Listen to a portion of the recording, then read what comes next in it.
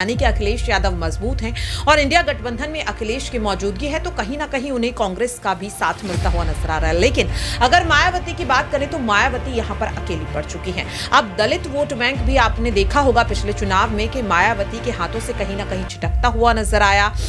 कुछ अखिलेश यादव के पास गया, कुछ कांग्रेस के पास गया और कुछ कहीं ना कहीं बीजेपी के पास आ गया। लेकिन अब जिस तरीके से समीकरण बदल रहा है, मायावती की पार्टी भले वो इस बात को स्वीकार ना करें लेकिन धीरे धीरे अब विलीन होती हुई नजर आ रही है, कहीं ना कहीं विलुप्त होती हुई नजर आ रही है।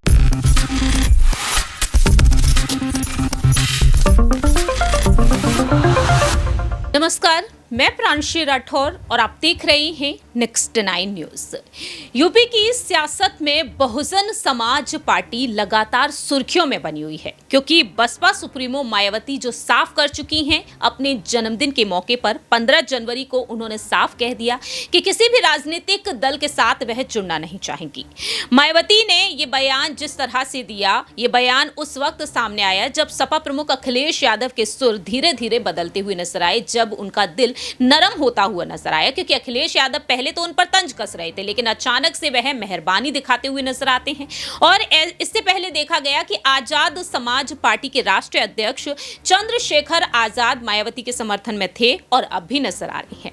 ऐसे में क्या वाकई में चंद्रशेखर आजाद से संपर्क साधने की कोशिश अब बहुजन समाज पार्टी के तरफ से हो सकती है? हमारे साथ इस वक्त प्रज्ञा मौजूद हैं, जिनसे हम जानना चाहेंगे कि जिस तरह से बयानबाजी चल रही है, चंद्रशेखर आजाद कभी आकाश आनंद पर बात रखते हैं, उत्तराधिकारी पद को लेकर बात रखते हैं, कभी वह ये बात तक कहते हुए नजर आए थे कि कोई ना कोई पल तो ऐसा आएगा जब वह खुद कहेंगी आकर कि आइए आप यहां पर कमान संभालिए। तो चंद्रशेखर आजाद जो पहले से ही एक पार्टी के मालिक हैं, अब वह ये भी चाहते हैं कहीं ना कहीं कि दूसरी पार्टी की कमान भी उन्हें मिल जाए, यानी कि मायावती का पूरी तरीके से वह समर्थन चाहते हैं। जिस तरह से उनका जो झुकाव उनकी तरफ देखने को मिल रहा है, क्या मायावती यहां पर दलित वोट बैंक को या फिर यूं कहा जाए मुस्लिम वोट बैंक को या फिर यूं कहा जाए कि बाकी के सभी राजनीतिक दलों को छोड़कर जो मेहरबानी आजाद की तरफ से देखने को मिल रही है, क्या वह अपना फैसला बदलेंगी? क्या संपर्क यहां पर साधने की कोशिश की जा सकती है प्रज्ञा, लोकसभा चुनाव से पहले? जी बिल्कुल, देखिए मुझे बिल्कुल लगता है कि मायावती शायद आने वाले समय में चंद्रशेखर आजाद से बातचीत करती हुई नजर आ सकते हैं।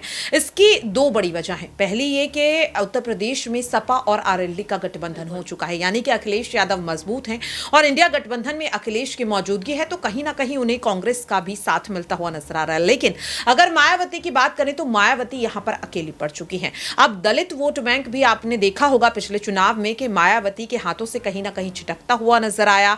कुछ अखिलेश यादव के पास गया, कुछ कांग्रेस के पास गया और कुछ कहीं ना कहीं बीजेपी के पास आ गया। लेकिन अब जिस तरीके से समीकरण बदल रहा है, मायावती की पार्टी भले वो इस बात को स्वीकार ना करें लेकिन धीरे धीरे अब विलीन होती हुई नजर आ रही है, कहीं ना कहीं विलुप्त होती हुई नजर आ रही है। और इस चीज को अब मायावती को स्वीकार करना ही पड़ेगा लोकसभा चुनाव से पहले। और अगर वो वाकई में उत्तर प्रदेश की उन आरक्षित सीटों को अपने पाले में रखना चाहते हैं जिन पर लंबे समय से बसपा का ही दबदबा था, लेकिन जब से भारतीय जनता पार्टी सत्ता में आई कहीं ना कहीं वो दबदबा कम होता हुआ नजर आया। और आप भी जानते हैं चंद्रशेखर आजाद को किस तरीके से अब दलित ही नहीं बल्कि अल्पसंख्यक हो, आदिवासी समुदाय के लोग हों, वो कहीं ना कहीं अपने बड़े भाई के तौर पर देखते हैं और एक भरोसा जो है वो इन लोगों का चंद्रशेखर आजाद पर है।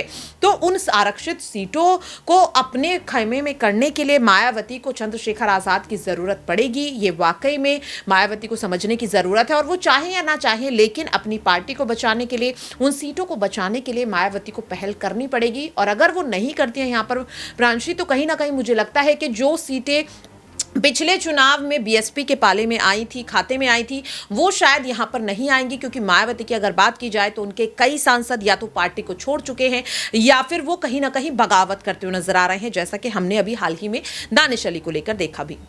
वाकई में अब यही देखने वाली बात होगी, क्या मायावती की तरफ से अब कोई पहल की जाएगी या फिर नहीं, क्या आने वाले दिनों में ही पता चलेगा। क्योंकि अंदरूनी सूत्रों के मुताबिक दावे अनेक तरीके से किए गए थे कि साल 2023 के दिसंबर के आखिरी महीने में मायावती फैसला सुना सकती थी, लेकिन फैसला तो यहाँ पर जनवरी के महीने में आया। इसके बाद ये भी कहा गया कि लोकसभा चुनाव से ऐन मौके पहले वह बाजी पलट सकती हैं, यानी कि कहीं ना कहीं वह गठबंधन करती हुई नजर आ सकती हैं। अब देखते हैं कि मायावती यहाँ पर पासा पलटती हैं या नहीं। फिलहाल इस खास रिपोर्ट में इतना ही। बाकी के तमाम अपडेट्स के लिए देखते रहिए नेक्स्ट 9 न्यूज।